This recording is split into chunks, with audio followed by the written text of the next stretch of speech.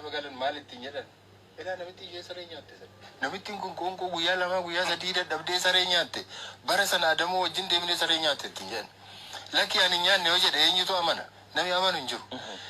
warri OPDO kana olaalta warra saree nyaatte jechuudha beektaa warra saree nyaatte warra isaan jala deemaa turte ijoollummaa jalqabdee warra isaan jalatti guddatte wannoo isaanii haftee isaanii firfaarii isaanii warra isaan jalaatti nyaataa ture isaantu har'a nama nagaa fuudhee warri saree nyaachaa turte sun deebitee nama nagaa nama saree nyaate fakkeessiti beektaa maaliif miidiyaa tarka isaanii jira caasaa mootummaa tarka isaanii jira dabballee tarka isaanii jira maallaqa tarka isaanii jira nama Facebook irratti maal irratti social media kanarra bahee iyyu kaawwachuu kan of harkaa qabu isa yaasanii sitti bobbaasan garte kanadha ani guyyaa takka malee nanne media kanarratti yeroo bakka biraattis dubbadheera bakka sana guyyaa takkitti nagee isa yoo hin bulle jedhee dubbadheera dhaguun sun barbaachisaa ture yuunivarsiitii na afeereen naqee dhageetan dubbadhee waan raawwadeen sa'a boodammoo deebi'ee mana kootti gale ayyee kanaan ala caasaa mootummaa ijoolleen agarree abbootii aangoo wajjin waliin agarree abbootii aangoo mana hidhaa keessa yeroon ture yeroo meeqa natti erganii na waamanii na haasofsiisuuf maallaqa naa kennuuf ofitti na deebisuuf kana hundumaa gochaa turan osoo hin hidhamin hin hidhamta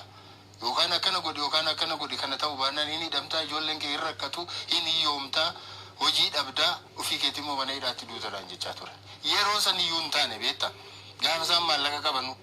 gaafa isaan aangoo harkaa qabanu gaafa isaan waan hunduman warra isaanii wajjiniin har'a deebitee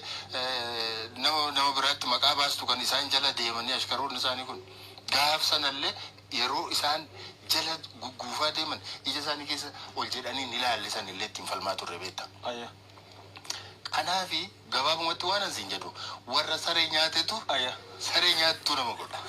Tanumir si buusee gara isaa deebi'a. Dhiyoo sana ammoo miidiyaa hawaasa gubbaa waan wal bir kompeer godhanis irra duula turan. Abba Baqqalee Garbaa TPLF VO irra gad ba'ee yeroo sun rukutamuu dhiibbaan adda addaa erga dubbate ture. Amma ammas deebi'ee warraa walitti ijaarame jennaani waan TPLF goot mormee fi TPLF qulqulluu tolchee jedhan. Sun tolchee jirta Abba Baqqalee. Adi takkumayyuu TPLF hin qulqulluu tolchee hin beeku.